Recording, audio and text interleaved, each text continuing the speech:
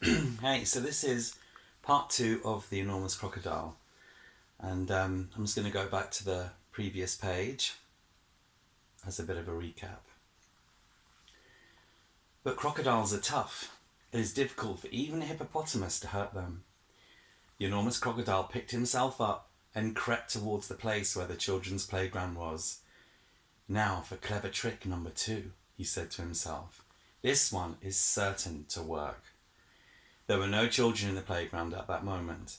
They were all in school. The enormous crocodile found a large piece of wood and placed it in the middle of the playground. Then he lay across the piece of wood and tucked in his feet so they looked almost exactly like a seesaw. When school was over, the children all came running out onto the playground. "Oh, look," they cried. "We've got a new seesaw." They all crowded round, shouting with excitement. "Bags, I have the first go." "I'll get on the other end. I want to go first." "So do I, so do I, so do I." Then a girl who was older than the others said, "It's a rather funny, knobbly sort of seesaw, isn't it? Do you think it'll be safe to sit on?" "Of course it will," the others said. "It looks strong as anything." The enormous crocodile opened one eye, just a tiny bit, and watched the children who were crowding round him. He thought, one of them is going to sit on my head. Then I will give a jerk and snap, and after that it'll be yum, yum, yum. At that moment there was a flash of brown and something jumped into the playground and hopped up onto the top of the swings. It was Mugglewump the monkey. "Run!" Mugglewump shouted to the children. "All of you, run, run, run! That's not a seesaw, it's the enormous crocodile, and he wants to eat you all up." The children screamed and ran for their lives. Mugglewump disappeared back into the jungle, and the enormous crocodile was left all alone in the playground. He cursed the monkey and waddled back into the bushes to hide.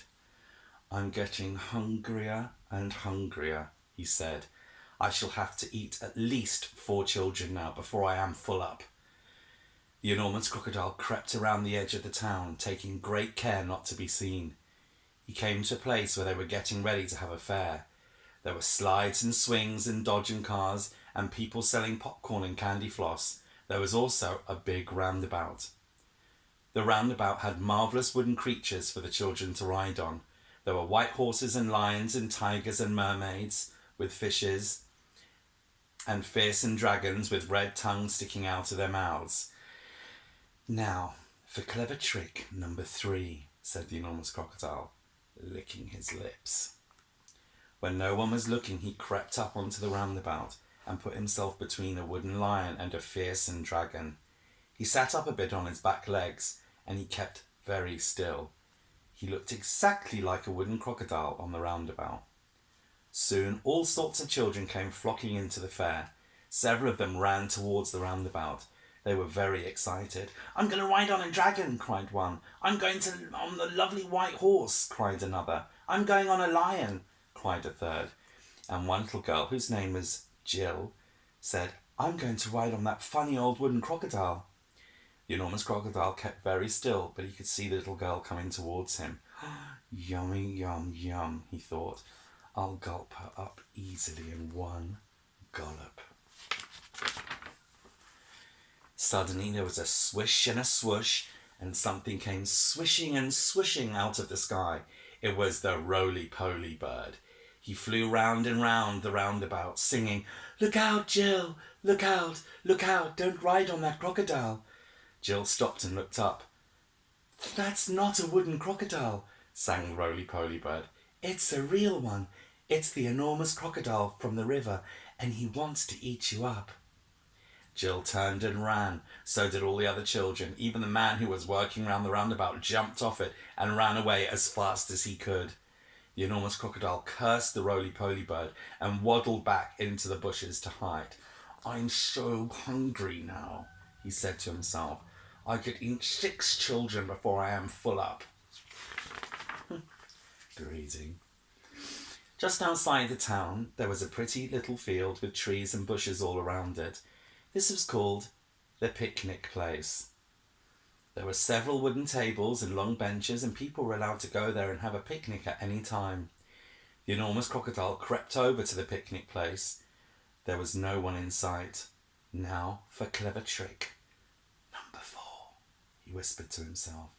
He picked a lovely bunch of flowers and arranged it on one of the tables. From the same table he took away one of the benches and hid it in the bushes. Then he put himself in the place where the bench had been. By tucking his head under his chest and by twisting his tail out of sight, he made himself look very much like a long wooden bench with 4 legs. Soon 2 boys and 2 girls came along carrying baskets of food. They were all from one family, and their mother had said they could go out and have a picnic together. "Which table shall we sit at?" said one. "Let's take the table with the lovely flowers on it," said another. The enormous crocodile kept as quiet as a mouse. "I shall eat them all," he said to himself. "They will come and sit on my back, and I will swizzle my head around quickly, and after that it'll be squish, crunch, gollop." Or will it? Suddenly a big deep voice from the jungle shouted, "Stand back, children! Stand back! Stand back!" The children stopped and stared at the place where the voice was coming from. Then, with a crashing of branches, Trunky the elephant came rushing out of the jungle. "That's not a bench you were going to sit on," he bellowed. "It's the enormous crocodile, and he wants to eat you all up." Trunky trotted over to the spot where the enormous crocodile was standing, and quick as a flash he wrapped his trunk around the crocodile's tail and hoisted him up into the air. "Hey, let me go," yelled the enormous crocodile, who was now dangling upside down. "Let me go! Let me go!" "No," Trunky said, "I will not let you go. We've all had quite enough of your clever tricks." Trunky began to swing the crocodile round and round in the air. At first he swung him slowly, then he swung him faster and faster and faster. And faster still. Soon the enormous crocodile was just a blurry circle going round and round Trunky's head. Suddenly Trunky let go of the crocodile's tail, and the crocodile went shooting high up into the sky like a huge rocket. Up and up he went, higher and higher, faster and faster.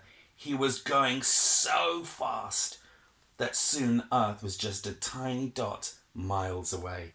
He whizzed on and on. He whizzed far into space. He whizzed past the moon. He whizzed past stars and planets until at last,